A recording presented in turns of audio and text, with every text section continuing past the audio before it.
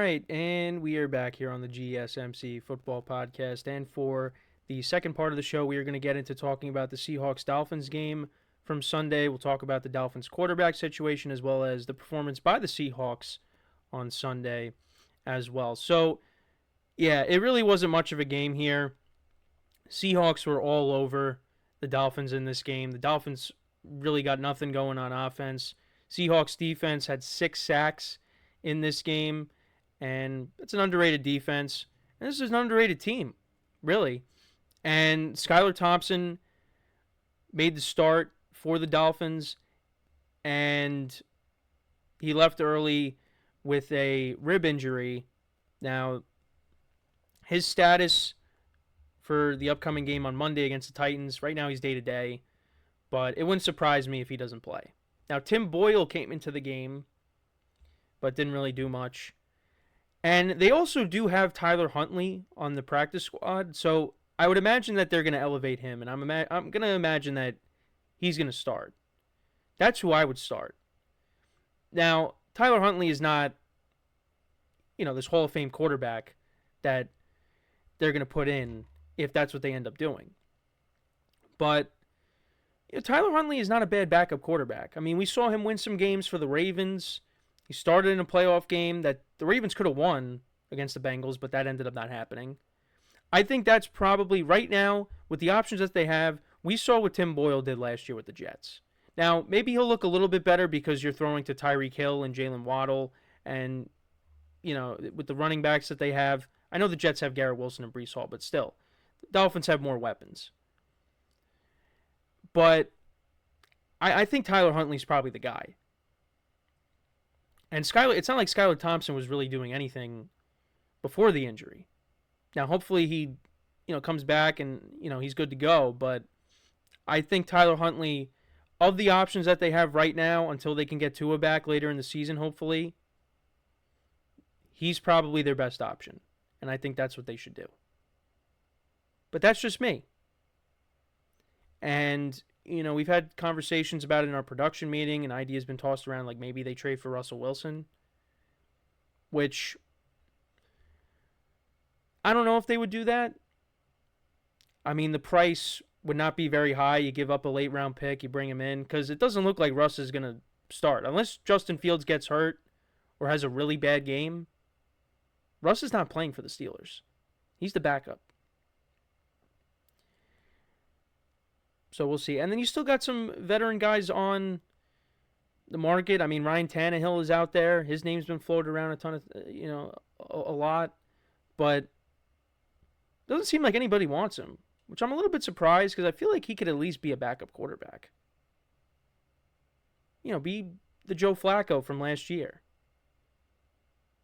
But he remains unsigned. But yeah, I do think that Tyler Huntley is the best option for them. But we'll have to keep an eye on it. We'll see what they end up doing. By Monday, we'll know for sure. But I at least that's what I would do. I would have Tyler Huntley start for my team because I think you could get more out of him than some of the other quarterbacks on your team. Because he also has that rushing ability too, so that adds another dimension to the offense. But again, that's just me. But let's kind of get into the game itself. Yeah, it was a long day for the Dolphins. So, Seahawks on their first possession, they started off with the ball. 7 plays, 28 yards, 4 minutes, 11 seconds of time possession down the field. Got to the Dolphins' 37-yard line. Jason Myers kicked a 56-yard field goal, so that made it 3-0. Then the Dolphins put together a drive.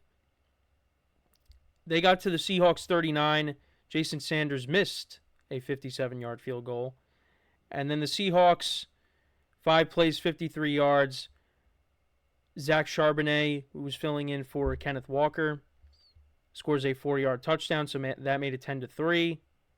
Dolphins punted. Geno Smith then threw a pick, and the Dolphins turned that into a field goal. Jason Sanders from 23 yards out. But then on the very next drive, only one play it lasted.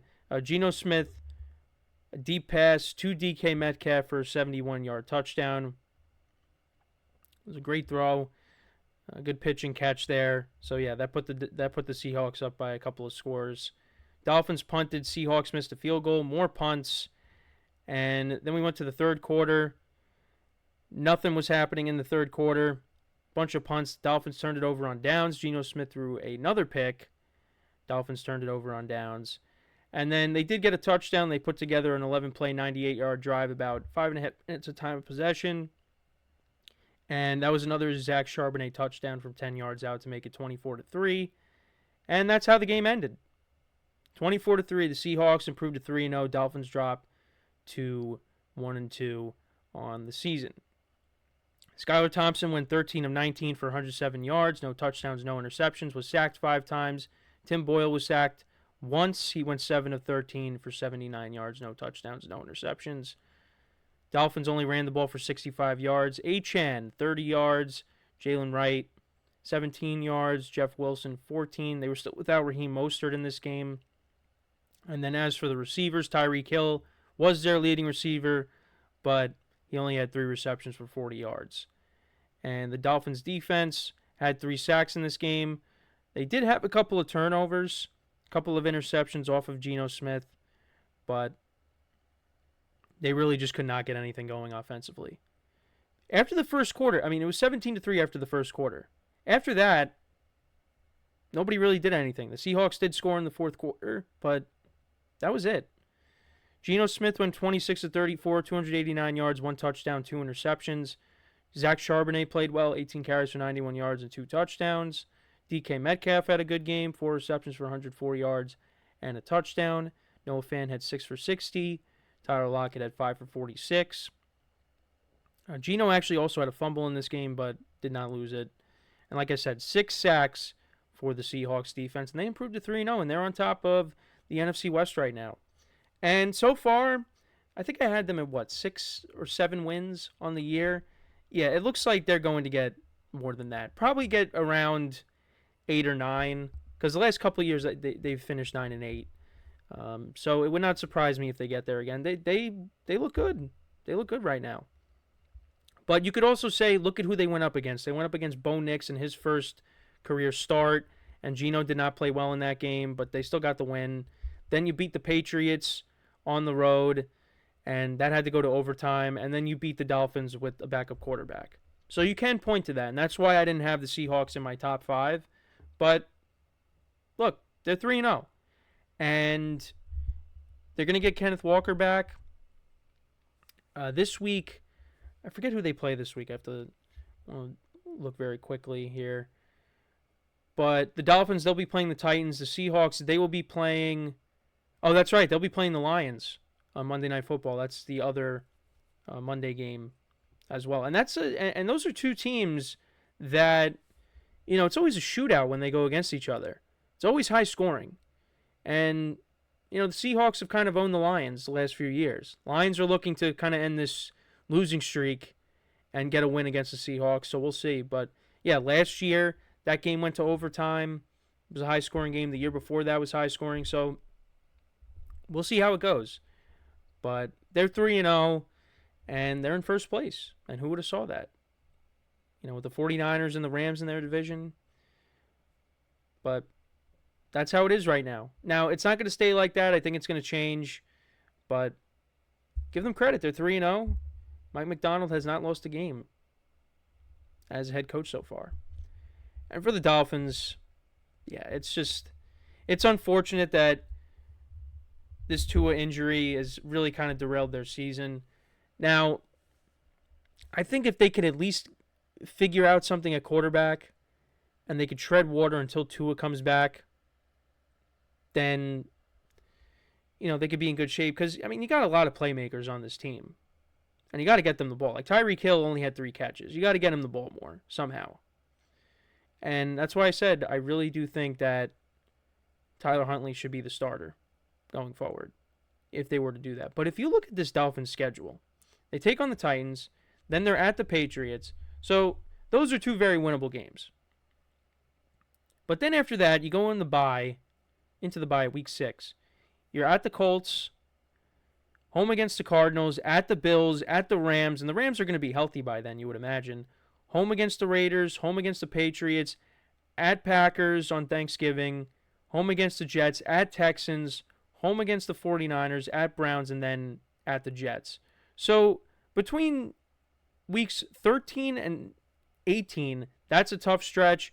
And then if Anthony Richardson plays well in the Week 7 matchup, Week 7 to Week 10 is going to be tough too. Dolphins got a tough schedule.